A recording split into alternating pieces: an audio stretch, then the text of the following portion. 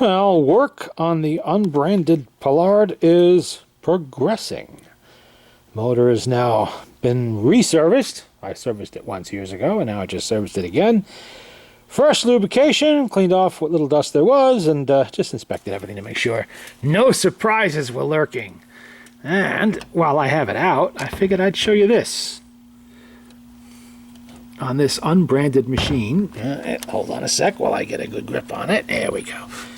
Oopsie, what do you see right there? Yeah, well, they don't brand the machine. They do brand the motor, because it's the same motor Paillard uses in everything. So, well, variations of it anyway. Variations of this motor, similar machines of this era, the 1930s. This one, as you can see, is a two-spring. Some of them are simply a little bit shorter in the legs here, and they have a single spring. That's all. You can see it looks a little bit high.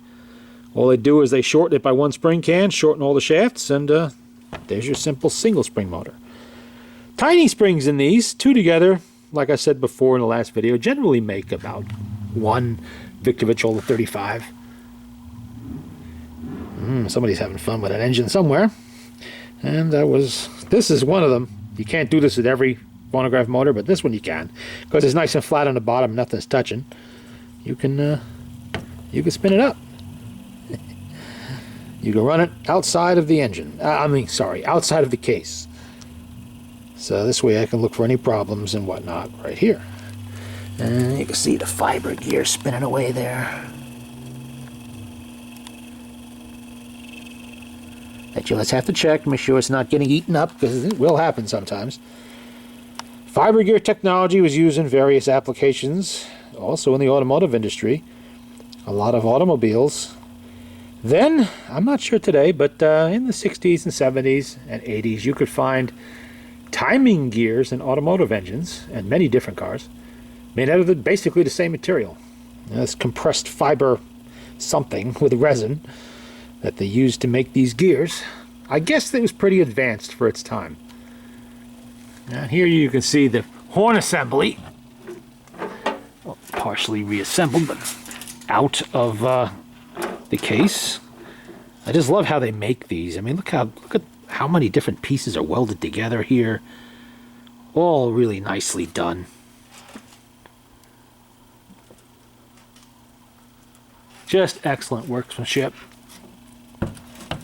And it's one unit. And I get this unit, you can see how thick that case is. This really isn't, because they use this very same horn assembly and bed plate here, this motorboard, in a number of different cases. Some of them with single spring motors, some with double, some with two needle, empty needle. A used needle box here, you can see it's got a little hole in the top to put the used needle through.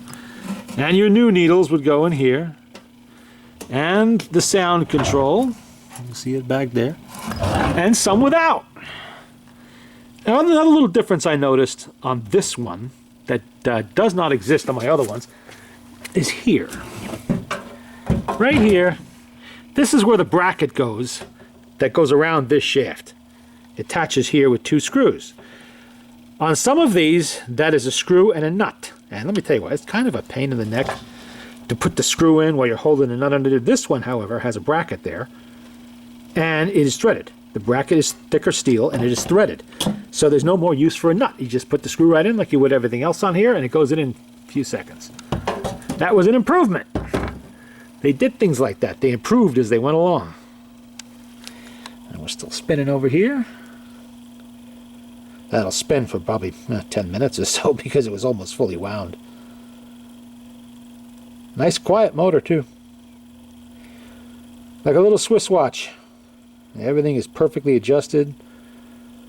Another difference I noticed also is that there are a series of washers that go. There's one washer down here, but on the top plate, this is actually the bottom when it's in the motor. I'm sorry, I got that backwards. This is the bottom, and it's just as you see it.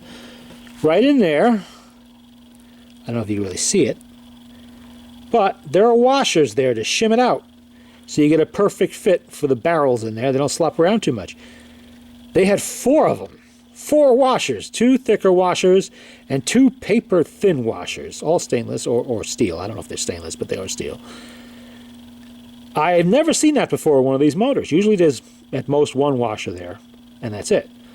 This one had 4. Possibly another improvement? I don't know. Not that I ever noticed a problem there, but it seems like they added a few things to this one. But that was typical with any manufacturer. You know, as time goes on, they come up with better ways of doing things or easier ways of doing things, and they implement them. Doesn't matter if it's the automotive industry or it's the phonograph industry.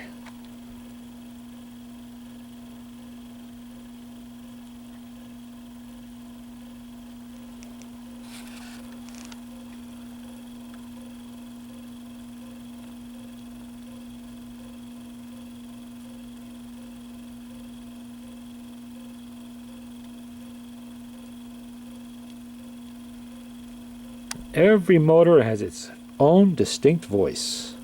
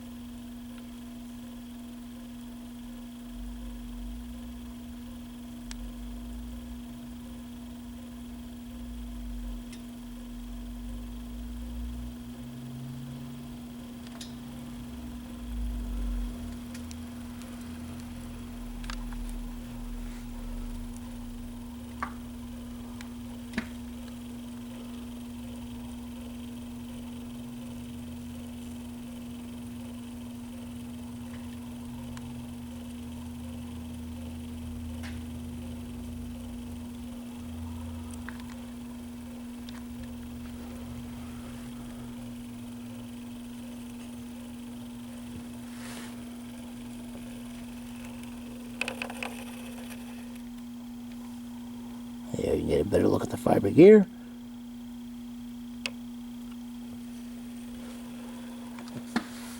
Good strong motor. I could actually sit here and stare at this thing going around and around and around all day. Mesmerizing.